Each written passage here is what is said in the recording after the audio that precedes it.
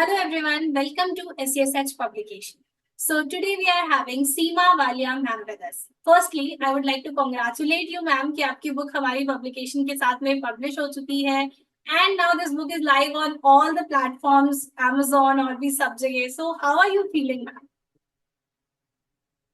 सबसे पहले तो मैं आपका बहुत बहुत शुक्रिया करती हूँ और मेरे इस सफर में जो जहाँ मेरी बुक का नाम है और मैं चल पड़ी, तो उसमें जब आप साथ मिला है और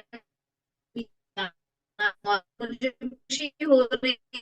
साझा संस्करण तो मेरे संस्करण निकल चुके, लेकिन ये मेरा पहला संस्करण है जो मेरा खुद का लिखा हुआ है। तो मैं बहुत ज्यादा खुश हूँ और इस सफर में आपके साथ चलने के लिए तैयार खड़ी हूँ। Very amazing ma'am. Okay. आप मुझे सबसे पहले तो अपने बारे में कुछ बताइए कि आप राइटिंग के अलावा और क्या-क्या चीजें करना आपको पसंद है. सबसे पहले तो मैं आपको ये बताना चाहूंगी कि मैं 7 साल एजुकेशन लाइन से जुड़ी रही। 11 साल बतौर प्रधानाध्यापिका रही हूँ मैं सीबीएसई और आरबीएसई बोर्ड दोनों में। और मेरा जो ये सफर था बच्चों के साथ, चूंकि मैं सेमी क्लासिकल डांसर भी हूँ और लिखने का मुझे बहुत शौक है। और मुझे बचपन में जैसे वो कहते हैं ना कि एक उंगली पकड़ के जब माँ चलना सिखाती है तो बहुत सारी चीजें अपने जहन में आती है। मेरे फादर की जब डेथ हुई थी तब मैं 6 वर्ष की थी। उसके बाद मेरा जो ब्रदर है उसने मेरा हाथ पकड़ा। एक हाथ माँ ने पकड़ा, एक हाथ भाई ने पकड़ा और बस रास्ता दिखाते चले गए। लिखो, लिखने का शौक था। घर का मेरा माहौल भी कुछ ऐसा ही रहा। सभी लोग अच्छे पोस्ट पे अभी भी वर्किंग में हैं। और जो हमारे लिए बहुत प्रेरणा रही, हम बच्चों के लिए रही। घर में हम जितने भी बच्चे थे, हमें बड़ों ने बहुत सपोर्ट किया। और रही मेरी बात, जहां मैं करूँ तो मुझे लिखने का शौक है। मैं यथार्थ ना पसंद करती हूँ। मैं उस वक्त लिखती हूँ जब जब मेरा मन करता है। मेरे पास हमेशा एक अपनी डायरी रहती है। घर में भी अगर मैं हूं तो मेरी डाइनिंग टेबल पे रहती है। अगर मुझे कुछ भी चीज कभी भी ऐसा लगता है कि नहीं मुझे ये इसको लिखना चाहिए, तो मैं उसको तुरंत कागज पे लिखने की कोशिश करती हूँ। और यूं समझ लीजिए कि विद्यार्थी जीवन जी रही हूँ। रोज कुछ नया सीखने को मिलता है। आज अगर आपके साथ बात कर रही हूँ तो आपसे भी मुझे सीखने को मिल रहा है, क्योंकि यंग है। और जब यंग बच्चे इस तरीके के काम करते हैं तो सोचिए हमें प्रेरणा ही मिलती है कि हमारी जनरेशन कितनी अच्छे से आगे की ओर बढ़ रही है। तो amazing ma'am. It's really nice. I mean जिस तरह से आपने ये लर्निंग एटीट्यूड इज समथिंग जो यंगस्टर्स भी कहीं ना कहीं मैं ये बोल सकती हूँ कि लूज कर रहे हैं इन टुडेज लाइफ, क्योंकि you know always on phone and वो सारा जो एक time waste very obviously correct. Something तो वो चल ही रहा है. बट स्टिल आप इतनी ज्यादा you are kind of a very inspirational personality. Like when I am talking to you I can actually feel that vibe from you. Thank so you, thank you okay. So much.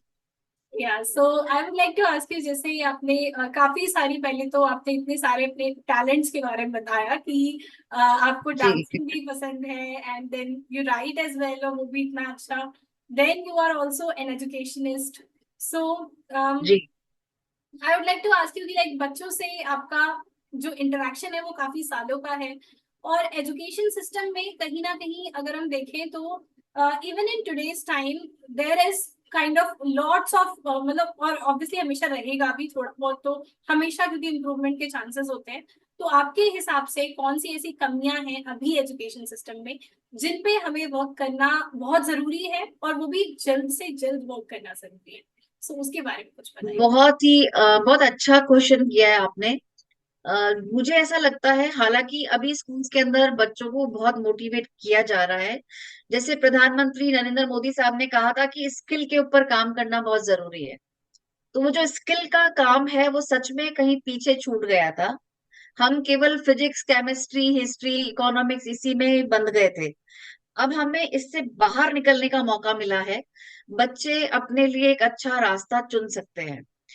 ऐसा नहीं है कि हम केवल सारी आभासी दुनिया में ही है कि हमने मोबाइल चला रहे हैं या कुछ। ऐसा नहीं है, कुछ हमारी मानसिकता भी हमें चेंज करनी पड़ेगी। क्योंकि जैसा आज आपका एक एग्जाम्पल लेती हूँ मैं, आप मेरे सामने हैं। और चूंकि मेरी बुक पब्लिश हुई, वो भी एक यंग बच्चा है, यंग बच्ची है जिसने मेरी बुक पब्लिश करी है। तो ये एक बहुत बड़ा एग्जाम्पल है। हर बच्चा मोबाइल चला रहा है, ये जरूरी नहीं कि वो कुछ और देख रहा है। हो सकता है वो अपनी स्किल को लेके कोई चीज ढूंढ रहा है। तो हमें उनकी मेंटेलिटी को समझना है, सबसे पहली बात तो। दूसरी बात ये है, उनके लिए अगर हमने आप लोगों को समझना शुरू किया, तो शायद लोग या आपसे छोटे जो बच्चे हैं उनके लिए रास्ते खुल जाएंगे। बिल्कुल। जरूरी नहीं है कि बैक बेंचर जो बैठा है वो कमजोर होगा, ऐसा नहीं है। उसकी जो रफ कॉपी जब आप खोलोगे ना, तो उसमें बहुत सारी चीजें हैं, उसकी मन की बातें हैं उसमें, जो वो लिखता है। हो सकता है वो जो लिख रहा है वो उसको लिखने का शौक हो। तो ये जो एक एबिलिटी है, वो टीचर्स को स्कूल में बच्चों को ढूंढनी पड़ेगी, बच्चों के अंदर ऐसे स्कूल में प्रोग्राम्स करवाने चाहिए। और सबसे बड़ी बात, जैसा मैंने आपको बताया कि मेरे को लिखने का शौक है, और बतौर अनाउंसर, बतौर एंकर मैं इस वक्त जयपुर में सक्रिय रूप से कार्य कर रही हूँ। मैं उद्घोषिका हूँ। और साथ ही मेरे लिखे जो नाटक हैं उनका मंचों पे प्रसारण होता रहता है। तो मैंने अभी एक रिसेंटली एक नाटक लिखा है और बहुत जल्दी हम उसको प्रस्तुत करेंगे। ये बात मैं आपको इस प्लेटफॉर्म पे इसलिए कह रही हूँ, क्योंकि हमारी जो हिस्ट्री की बुक है, आप लोगों की जो सीबीएसई की और राजस्थान बोर्ड की जो किताबें हैं, उसके अंदर ऐसी बहुत सारी कहानियां हैं, रियल स्टोरीज बेस्ड हैं। अगर उन कहानियों को हम स्टेज पे नाटक के तौर पे अगर दिखाएं, तो प्रैक्टिकली बच्चों को वो चीज बहुत जल्दी समझ में आएगी। मतलब बच्चे हिस्ट्री से डरते हैं कि हमें इतना बड़ा बड़ा आंसर याद करना है। तो जब वो नाटक को देखेंगे तो वो अपनी लैंग्वेज में उसको समराइज करके आराम से लिख सकते हैं। I think this is a very good pattern. और ये चीज होनी चाहिए हर स्कूल में। उसके लिए टीचर्स को अपडेट होना पड़ेगा। टीचर्स अगर अपडेट होंगे, तो बच्चे 110% में अश्योरेंस के साथ कह सकती हूँ, आपकी लाइब्रेरी अपडेट हो, आपके स्कूल का जो आर्ट एंड क्राफ्ट का टीचर है या जो म्यूजिक का टीचर है वो अपडेट हो, तो वो कहानियां ढूंढनी नहीं पड़ेंगी कि हम फिल्मी गानों पे, एनुअल फंक्शन में फिल्मी गानों पे डांस करा रहे हैं, जरूरत ही नहीं है। आप बुक के अंदर बहुत सामान है, बहुत चीजें हैं, किताबों से अच्छी दुनिया है ही नहीं। आप वहां से किताब निकालिए, पुरानी स्टोरीज को आप म्यूजिकल रूप में भी स्टेज पे दिखा सकते हो। वैसी ही एक चीज अभी मैं बहुत जल्द करने वाली हूँ। जवाहर कला केंद्र के मंच पे मेरा प्रयास है कि मैं वहां कराऊं इस चीज को। और वो जो मेरा नाटक लिखा हुआ है, बहुत मतलब रियल स्टोरी बेस्ड है, हमारी फ्रीडम फाइटर के ऊपर लिखा हुआ है। क्योंकि ऐसे आज स्वतंत्रता दिवस है, सबसे पहले तो इस 78वें स्वतंत्रता दिवस पे भी मैं शुभकामनाएं देना चाहूंगी। और आज के दिन आप मेरे से मुखातिब हो रही हैं, ये भी मेरा सौभाग्य है। दूसरी ये बात है कि ऐसे बहुत सारे फ्रीडम फाइटर्स हैं जिन्हें हमने किताबों में ही पढ़ा है और किताब को बंद करके वापस लाइब्रेरी में रख दिया है। उन्हें निकालना है लाइब्रेरी से और बच्चों की मानसिकता तक पहुंचाना है उसको, बहुत जरूरी। तो बस इसी तरह की एक सीरीज चलाने की मेरी बहुत इच्छा है कि मैं ऐसी फ्रीडम फाइटर्स की पूरी एक लेगेसी लेके चलूं, कि मैं उनके ऊपर एक काम करूं, लिखूं उनके बारे में, ताकि लोगों को उनके बारे में पता चले। तो ये मेरा एक है, क्योंकि मेरी जब ये जो कविता का जो संग्रह आ रहा है, इसके अंदर भी मेरी वो सारी बातें हैं, मेरे मन की बातें लिखी है मैंने उसमें। मैंने उन सबको थैंक यू बोला है जिन्होंने मेरे सफर में साथ दिया है। ये मैं जॉब छोड़ चुकी हूँ हालांकि, और अब मैं स्टेज का सम्मान करती हूँ। तो बस उद्घोषिका के रूप में सक्रिय हूँ। और बस और चल पड़ी। जी। Amazing ma'am. जिस तरह से आपने इतनी सारी चीजें बताई, लाइक एंड सबसे जो मुझे अच्छी चीज लगी वो ये कि जब भी हम, ऑब्वियसली हर बच्चे के साथ ये होता है कि आप बुक्स को, एक होता ही है कि हाँ वो लैंग्वेज में बोरिंग लगती है, बट अगर हम उसको प्रैक्टिकली इस तरह से शो करें, so yes it's like a movie for them, तो उन्हें ज्यादा समझ में भी आएगा, एंजॉय भी करेंगे। तो यस, इस तरह से होना चाहिए टीचर्स को। तो मैं आपसे यही जानना मैं चाहूंगी। यहाँ आपको एक बार रोक। यस। जी जी। मैं ये कहना चाह रही थी, अभी रिसेंटली मैं कुछ दिनों से प्राइम पे और नेटफ्लिक्स पे मूवीज देख रही थी। तो सारी जो मूवीज हैं वो रियल स्टोरी बेस्ड आ रही हैं आजकल, यस।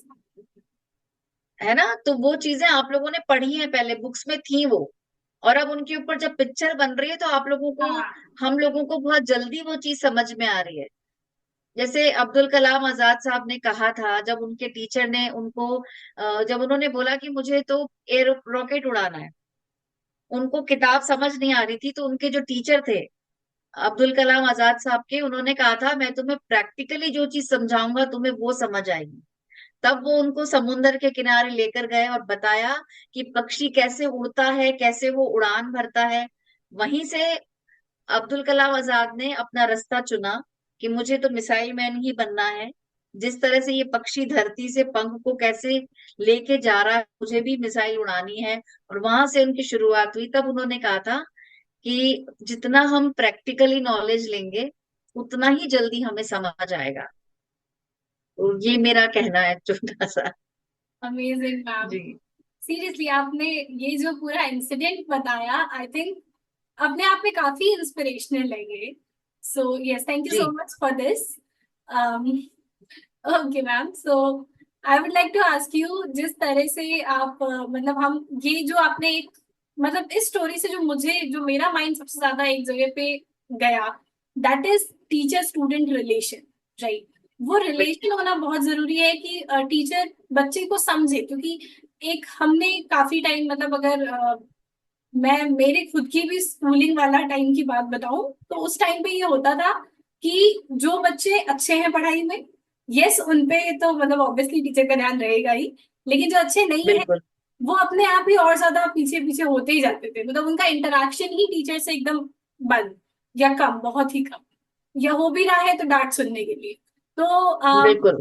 यस, तो मैम वो चीज बताइए कि मतलब इस तरह से कैसे हम करें, या टीचर्स को वो कैसे ट्रेनिंग दी जाए कि वो प्रॉपरली, चाहे जैसा भी बच्चा है, सबको उस तरीके से, जैसे अभी हमने जो ये बॉन्ड देखा कि हाँ समझ में नहीं आ रहा है, so they are trying to devise some other way, right, practically या ऐसे करके, बिल्कुल। तो ये कैसे पॉसिबल है? वो वो पॉसिबल, जैसा आपने बोला कि अच्छे बच्चे पे ध्यान दिया जाता है। और मैंने आपसे कहा कि बैक बेंचर्स जो होते हैं ना, उसका टैलेंट अलग होता है। यस। हर बच्चे की स्किल अलग होती है, हर बच्चे की सोच अलग होती है।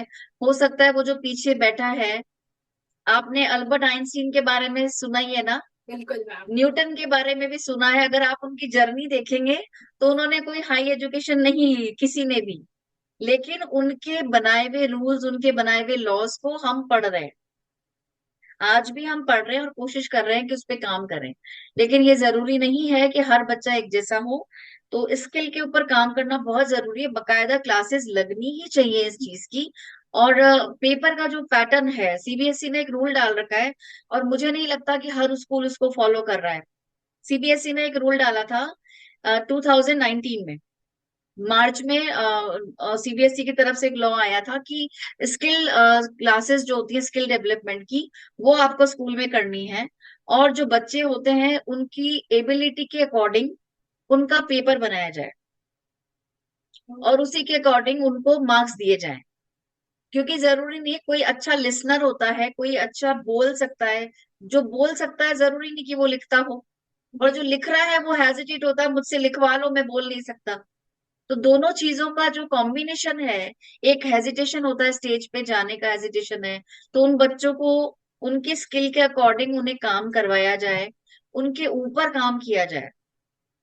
और उसमें मैं आपको बता देती हूँ कि टीचर से अच्छा सूत्रधार, टीचर से अच्छा एक पिलर कोई हो ही नहीं सकता। बिल्कुल। मेरे बच्चे, मेरे जो बच्चे हैं जो मुझसे पढ़ चुके हैं, कोई लॉयर है, कोई डॉक्टर है आज की तारीख में, और वो जब मुझे कॉल करके मेरे से बात करते हैं कि मैम हमारी पोस्टिंग आज यहाँ है, आज हम यहाँ हैं, तो आई फील वेरी प्राउड कि मैंने अपने बच्चों को जीता है, और मैंने वो बच्चों वाली जिंदगी को जिया है, और मैं आज भी जी रही हूँ। और मुझे अच्छा लगता है कि मैं उनके साथ में काम करूं। तो मेरे पास आज भी फोन आता है स्कूल के अंदर, जैसे एक बच्चा है, वो ऑटिस्टिक था। तो मगर वो स्टेज पे जब डांस करता हुआ बच्चों को देखता था एनुअल फंक्शन में, तो उसको वो उंगलियां चलाता था। तो हमने एक काम किया, हमने उसको डांस में पार्टिसिपेट कराया। और गाना इस तरीके का था कि उसको केवल मूवमेंट करना है। तो ही इज वेरी हैप्पी, उसके पेरेंट्स बहुत हैप्पी थे कि हमारा बच्चा स्टेज पे। अदरवाइज पेरेंट्स को ये लगता है ये इसको तो कोई लेगा नहीं। तो पेरेंट्स आज भी मेरे टच में है, मुझसे बात करते हैं, तो मुझे बड़ी खुशी होती है कि मैंने एक बच्चे के साथ काम किया है।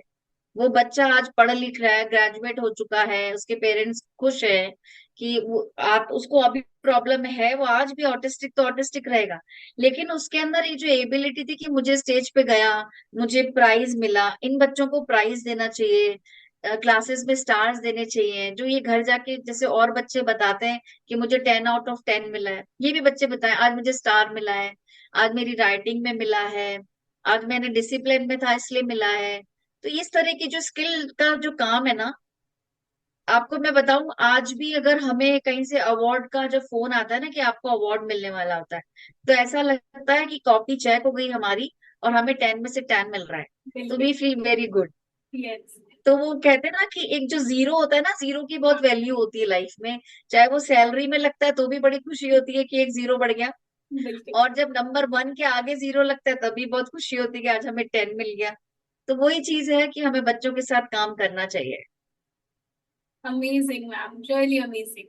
सो मैम, जैसे हम अभी बात कर रहे हैं तो in a way we are also talking about, जब हम बच्चों पे सब पे ध्यान दे रहे हैं तो कहीं ना कहीं we are talking about career counselling as well, right?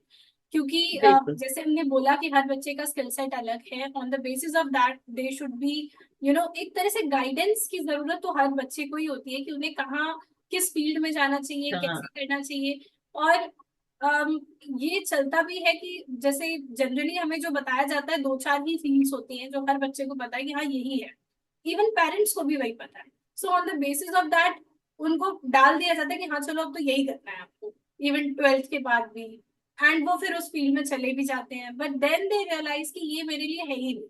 तो which is also a kind of, उसकी वजह से डिप्रेशन और भी बहुत सारी नेगेटिव फीलिंग्स का बिल्कुल। बनना इज देयर। तो इसके बारे में आप क्या कहना चाहेंगे कि किस तरह से हम बच्चों को पहले से प्रिपेयर कर सकते हैं कि उनके एक्चुअली जो स्किल सेट उनसे अलाइन करता है, on the basis of that उनको क्या करना चाहिए, या इस पे आपका क्या थिंकिंग है? आपको पता है, आपका ये सवाल मेरा कई पेरेंट्स के साथ हो चुका है, मेरा एक तरह से मुझे बड़ी तकलीफ होती है जब पेरेंट्स बात को समझते नहीं है। एक तो ना सबको अपनी प्रेस्टीज की पड़ी है, यस। हमारा स्टेटस, यस। हमारा स्टेटस। अरे जब बच्चा, आपको मालूम है, बच्चे को पता है एक्चुअली क्या होता है, हर बच्चे को मालूम है कि मैं ये सब्जेक्ट अच्छे से कर सकता हूँ और नहीं कर सकता हूँ। पेरेंट्स जब ये कहते हैं ना कि बिल्कुल नहीं पढ़ता, बिल्कुल नहीं, उसको चिंता है, बच्चे को खुद को चिंता है इस बात की कि मुझे क्या करना है ना। दूसरी ये बात है कि जैसा आपने भी बोला कि बच्चे पे बर्डनाइज मत करो। मैंने देखा है कि बच्चा 10th में आया है और पेरेंट्स कह रहे नहीं नहीं, इसको हमने फाउंडेशन में भी डाल दिया है, ये आईआईटी की भी तैयारी करेगा, साथ में नीट की भी तैयारी करेगा। बच्चे में इतना स्टेमिना ही नहीं है, हाँ। ना वो खेल पा रहा है, ना खुल के जी पा रहा है, ना सो पा रहा है, ना खाना खा पा रहा है। ऐसे स्ट्रेस भरे जीवन का अंजाम जो होता है वो हम कोटा स्टोरीज में देखते रहते हैं। Yes ma'am. तो मैं क्या कहूँ इसके लिए, क्योंकि इसके लिए पेरेंट्स जिम्मेदार हैं, बच्चा जिम्मेदार नहीं है बिल्कुल भी। उसको 12th करने दीजिए शांति से। 12th के अगर अदर देखो, सीबीएसई ने रूल बना रखा है, 75% अगर नहीं आ रहा आप कोई कंपटीशन में नहीं बैठ सकते। तो पहला गोल यही होना चाहिए कि मुझे पहले 12th क्लियर करनी है। अगर 12th में 74.4 भी है तो भी आपको एडमिशन नहीं मिलना। इससे तो अच्छा यही है कि you focus on your study, focus on your 12th board, focus on your 10th board. बच्चे कितने खुश होते हैं 10th के बाद, अब अपनी पसंद का सब्जेक्ट लेंगे, अच्छा है अब मैथ्स नहीं पढ़नी पड़ेगी, अच्छा है एसएसटी से पीछा छूट गया। ये वर्ड्स होते हैं, बोलते हैं बच्चे, नॉर्मल सी बात है ये, क्योंकि उनको वो बर्डनाइज करके पढ़ाया गया, उनको इंटरेस्ट करके इंटरेस्टली नहीं पढ़ाया गया, इसलिए उनको नहीं अच्छा लगा। संस्कृत तो हमें 9th तक ही पढ़नी, फिर तो पढ़नी ही नहीं है। जबकि संस्कृत एक ऐसा सब्जेक्ट है जो पूरी लाइफ लॉन्ग आपके साथ में रहेगा। आज हम कंप्यूटर पे बैठे हैं, इस कंप्यूटर पे 0 और 1 दो ही डिजिट का काम है, जो बाइनरी होती है ऑन एंड ऑफ। यस। और जीरो, जीरो आर्यभट्ट द्वारा बनाया गया, और 1 जो है वो वराह मिहिर ने बनाया, दोनों हमारे भारत के थे। और 1 का इन्वेंशन किसने किया, आप अगर आज किसी से पूछते हो तो पता ही नहीं है किसी को, हर किसी को नहीं मालूम ये चीज कि एक का इन्वेंशन भी भारत में ही हुआ है। तो ये जो छोटी छोटी सी जो नॉलेज है, अगर टीचर्स अपडेट होके बच्चे को बताएंगी ना, तो ये जो सवाल है ना कि करियर के अकॉर्डिंग जो जाना है, बच्चे के लिए सारे रास्ते खुल जाएंगे। हिस्ट्री भी ले ले बेटा, वो हिस्ट्री में भी इंटरेस्टेड होगा, वो साइंस लेने में भी इंटरेस्टेड होगा, बतौर तब उसके आईक्यू लेवल क्या कह रहा है, वो कहाँ स्ट्राइक कर रहा है। पेरेंट्स जानते हैं, समझते हैं, फिर भी उसको प्रेशराइज करते हैं, नहीं भैया डॉक्टर थे, तू भी डॉक्टर बनेगा, तो नहीं बनना, जबरदस्ती है, नहीं बनना उसको। अभी मैंने थोड़े दिन पहले कपिल शर्मा शो में अरमान मलिक का उसका इंटरव्यू आ रहा था। फादर डॉक्टर है, मम्मा डॉक्टर है, सिस्टर डॉक्टर है, लेकिन वो एक्टर है। आपने देखा होगा वो एक्टर है। और किसने हेल्प किया? पेरेंट्स ने हेल्प किया। तो ये एक आइडल पेरेंट्स का है कि देखो जो बच्चा करना चाह रहा है उसे करने दो, उसको आजाद छोड़ दो, वो अपनी स्किल अपने आप लेगा। और जब अपनी स्किल चुनेगा ना, तो अपना गोल भी अचीव करेगा और आपका नाम भी रोशन करेगा। उसको बर्डनाइज मत करो, उसको करियर चुनने दो अपना। और दूसरी बात, करियर के लिए हर कॉलेजेस में बहुत सारी चीजें खुल चुकी हैं। बीसीए जैसा सब्जेक्ट में भी बहुत तरह के बीसीए होने लग गए। Yes. Cloud BCA, animation BCA, आपका मोबाइल एप्लीकेशन में बीसीए। तो हर चीज का एक सॉल्यूशन है। सोच बदलो तो बच्चे की स्किल अपने आप डेवलप होगी। Amazing ma'am. यस, जी। आई थिंक ये पूरा इंटरव्यू प्रॉपरली एजुकेशनल हो गया, because I am also kind of very interested in knowing all about all of this. तो वही सब कुछ चल रहा है। बुक के बारे में बात करना चाह रहे थे, लेकिन हम एजुकेशन पे चले गए। Okay, ma'am. So one last question from me from this educational point of view. Okay. One thing is always there that like as a child, since a child is very curious and they are always like this कि हाँ मुझे ये भी सीखना है वो भी सीखना है, तो हम सबके साथ में ये होता है कि हमें बहुत सारी चीजों में इंटरेस्ट आता है, right? And there would be a lot of students like this जो इसमें कंफ्यूज हो जाते हैं कि यार मुझे तो इन सब चीजों में इंटरेस्ट है, तो फिर मैं करूँ क्या, राइट? तो ऐसे स्टूडेंट्स के लिए आप क्या बोलोगे कि यस दे आर क्यूरियस, एक तरह से कर रहे हैं, लेकिन अब फिर उनका एक जो एक होता है ना कि मेरा रियल पाथ फिर क्या है, मुझे क्या करना चाहिए, या फिर ऐसे तो टाइम वेस्ट हो जाएगा, कभी ये करा कभी वो करा, तो करियर में क्या अचीव करा वो कैसे पता लगा है, ये बताइए। आ, ये बड़ा इंटरेस्टिंग क्वेश्चन है कि घर में जब एक छोटा बच्चा होता है ना, और घर में जब मेहमान आते हैं, तो पेरेंट्स बोलते हैं इसको पूछो कि ये बड़ा होके क्या बनेगा, वो कहता है डॉक्टर। फिर अगले दिन आओगे बोलेगा टीचर, फिर बाद में आओगे बोलेगा एक्टर। उसको, बच्चे को कंफ्यूज है। लेकिन जैसा कि सवाल ये है कि आगे जाके उसने क्या करना है। उसको सब कुछ पसंद है, उसको थिएटर भी पसंद है, उसको डांस भी पसंद है, उसको पढ़ना भी पसंद है, उसको सिविल सर्विसेज में भी जाना है। तो मैं आपको बताऊं, अभी अपने पास में एग्जाम्पल्स की दुनिया बहुत सारी है। एक स्मृति ईरानी जी को ही ले लीजिए आप। यस। स्मृति ईरानी जी एक एक्टर भी थी, एक्ट्रेस हैं। स्मृति ईरानी जी ने थिएटर भी किया है। स्मृति ईरानी जी आज की डेट में सांसद हैं, बैठती हैं। जया बच्चन जी एक्ट्रेस रही हुई हैं, बायोलॉजी सब्जेक्ट था उनके पास, लेकिन आज सांसद में बैठी हैं। हेमा मालिनी जी कथक डांसर्स थी, आज फिल्मों में भी रही। मतलब इस तरह के बहुत सारे एग्जाम्पल्स हैं हमारे बीच में। लेकिन जैसा आपका ये जो सवाल है कि बच्चा क्या करे आगे जाके, बच्चे को वो करना चाहिए जिसमें उसको दिल से खुशी मिले। अपना शौक कभी नहीं छोड़ना। शौक अगर आपको पढ़ने के साथ में थिएटर का भी है, तो आप अपनी पढ़ाई भी कीजिए, साथ में थिएटर भी कीजिए।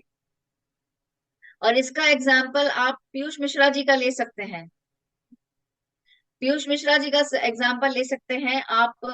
क्या, मकरंद जी का एग्जाम्पल ले सकते हैं। मकरंद जी से मेरी मुलाकात अभी थोड़े समय पहले ही हुई थी।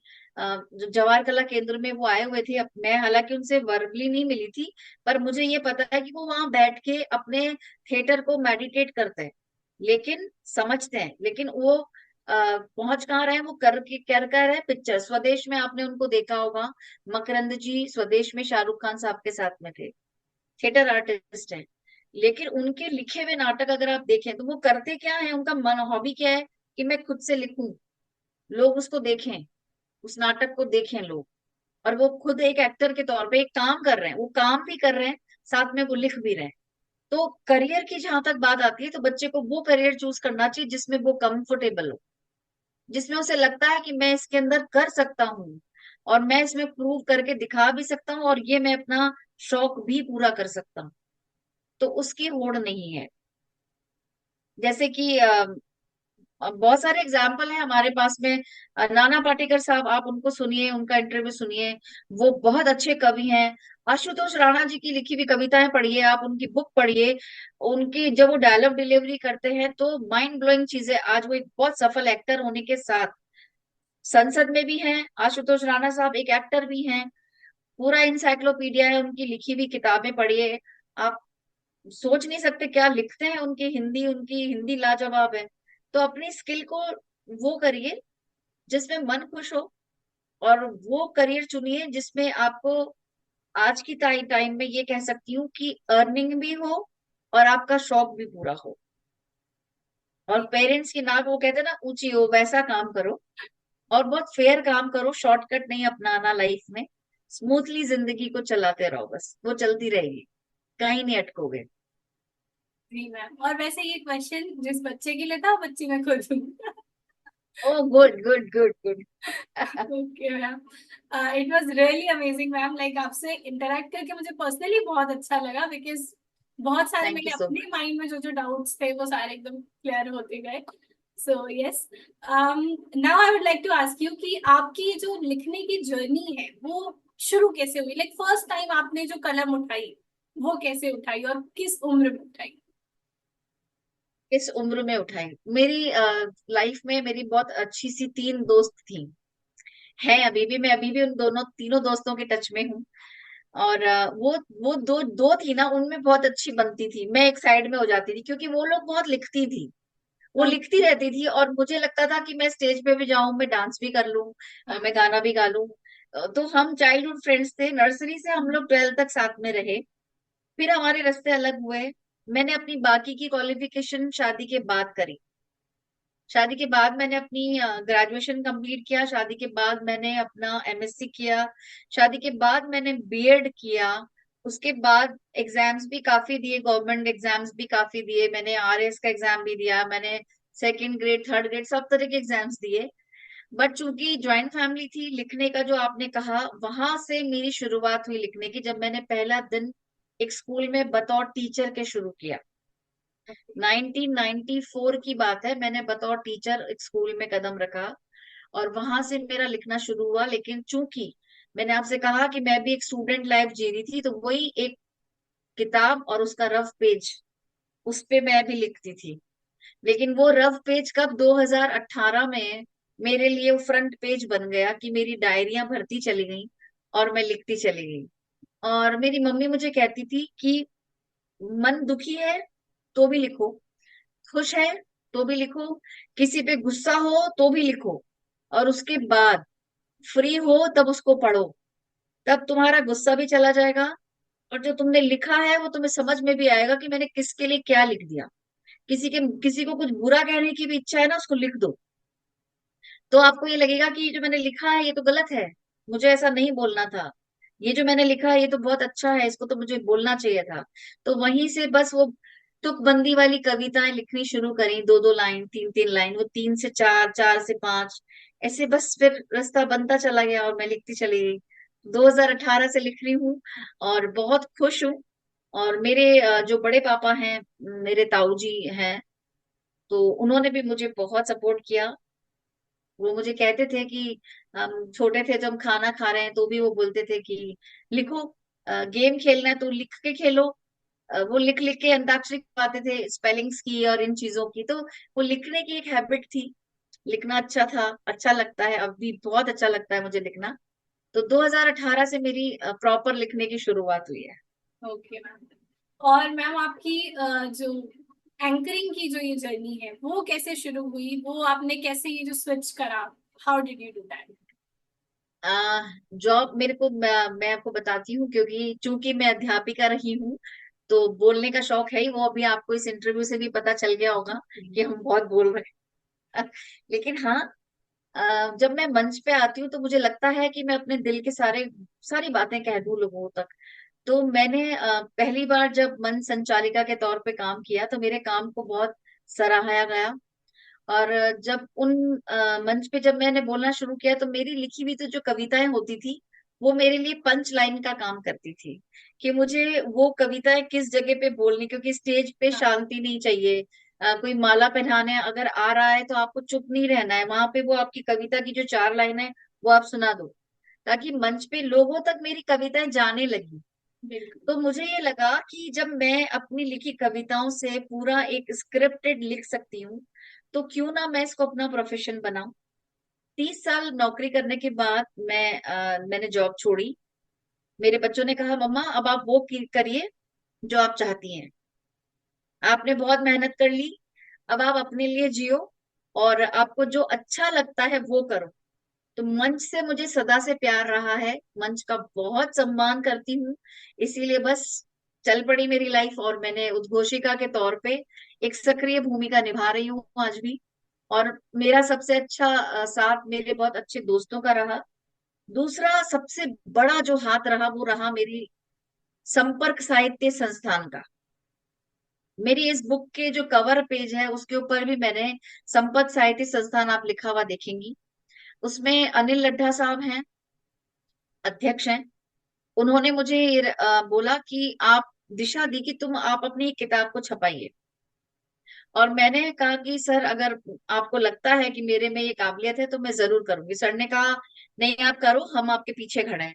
तो संपर्क साहित्य संस्थान में मेरे जितने भी मित्र हैं उन्होंने मुझे सुना।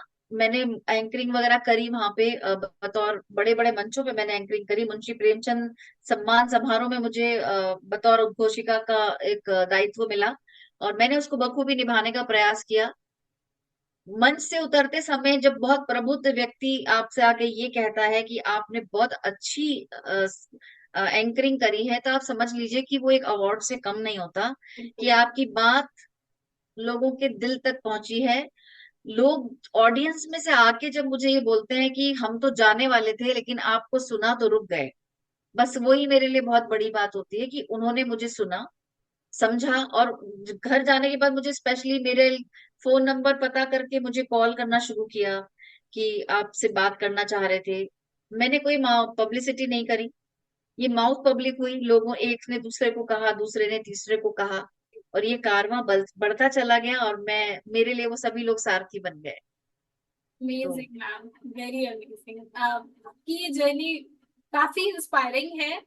एंड इवन मतलब काफी सारे इंटरेस्ट मुझे ऐसे लगे जो मेरे आपसे बहुत ज्यादा रिजेंबल करते हैं। That is why I am a lot much, मतलब ऐसा है कि I am able to relate a lot with you. So yes, thank you so thank you much so for all much. This. Okay, but due to time constraints, I would like to ask you, like, if you have any message for our audience that you would like to give to them. बिल्कुल, audience के लिए मैं ये कहना चाहूंगी, आप लोग जितने भी लोग मुझे सुन रहे हैं, अपनी लाइफ को बहुत पॉजिटिव लीजिए, सकारात्मक सोचिए, सकारात्मक सोच के साथ आगे बढ़िए। लिखते हैं दोस्तों तो लिख डालिए अपने मन की बातों को, और बहुत जल्दी आप ये समझ लीजिए आपका रास्ता खुलता चला जाएगा, आप अपनी मंजिल की ओर जाएंगे। और चूंकि मेरे साथ में एक इतने अच्छे पब्लिकेशन जुड़ा है जिनके साथ मैंने हाथ मिलाया है और मैं आगे बढ़ रही हूँ, इस पब्लिकेशन ने मुझे इतना हौसला दिया कि मेरे इतना सा कहने पे कि मुझे ये किताब शिक्षक दिवस पे लॉन्च करनी है तो आप मुझे सपोर्ट कीजिए, उन्होंने मेरा पूरा साथ दिया। उन्होंने बोला हम आपको, आप बहुत जल्द आपकी किताबें आप तक पहुंचा देंगे। और मुझे बहुत खुशी है इस बात की। शिल्पी सिंह जी, आप बहुत बहुत थैंक यू है मैम, कि हाँ जी, मैम, मुझे क्या नाम है आपका? अंकिता, अंकिता। अंकिता जी, सॉरी मेरे नाम से स्लिप हो गया, अंकिता Yes. जी। और सॉरी ना, बाय मिस्टेक ऑडियंस से भी माफी चाहूंगी, नाम में थोड़ा सा कंफ्यूजन हो गया, क्योंकि हम इतने दिनों से केवल फोन पे बुक्स को लेके रिलेट लेके ही बातें कर रहे थे, इसलिए इसके लिए मैं माफी चाहती हूँ। तो मेरा बहुत अच्छा सफर रहा है ये। और आप सभी ऑडियंस से रिक्वेस्ट करूंगी कि मेरी किताब को जरूर पढ़ें, रेटिंग भी दीजिएगा और अपनी एक छोटी सी समीक्षा के तौर पर साथ जुड़िएगा, ताकि मैं अपने लिखने में और कुछ सीखूं और बदलाव लेके आऊं। बस इतना ही कहना चाहूंगी सभी से। Thank you so much ma'am. And ये प्लीज टेल मी, लाइक, अगर आपके पास कोई सजेशन है जिससे हम हमारी पब्लिकेशन की सर्विसेज को और इम्प्रूव कर सके, एंड ऑल्सो आपका एक्सपीरियंस हमारे साथ कैसा रहा। मेरा बहुत अच्छा एक्सपीरियंस रहा, मेरी सारी क्वेरीज फोन पे ही पूरी हो गई। मुझे बार बार कॉल करना पड़ा। मैंने एक बार में जो भी पूछा, बिना इरिटेशन के कि परेशान हो रहे हैं आप मेरे फोन से, नहीं, बहुत स्मूथली आप लोगों ने मेरा सपोर्ट किया, मेरी हर क्वेरी को पूरा किया। मैं बहुत खुश हूँ। और चेंज करने की बात तो होती ही नहीं है, क्योंकि आप लोगों ने सच में बहुत स्मूथली मेरे साथ काम किया और मुझे हौसला दिया कि नहीं। मेरे को डर भी था कि, क्योंकि पहली बार पब्लिश हो रही थी, तो एक घबराहट भी थी कि पता नहीं टाइम से आएगी या नहीं आएगी। मगर आपने मेरा बहुत सपोर्ट किया, मैं बहुत थैंक यू बोलती हूँ, और बहुत सारी बेस्ट विशेस हैं आपके लिए। ये हमारे जैसे जो लेखक हैं वो जरूर जुड़े इस पब्लिकेशन से। Thank you so much, ma'am, for your kind words. It was really nice interacting with you. I got to learn a lot from you, and I think हमारी ऑडियंस ने भी आपसे काफी कुछ सीखा होगा और उन्होंने इस इंटरव्यू को बहुत एंजॉय करा होगा. So thank you so much for this amazing interview, ma'am. Thank you so much.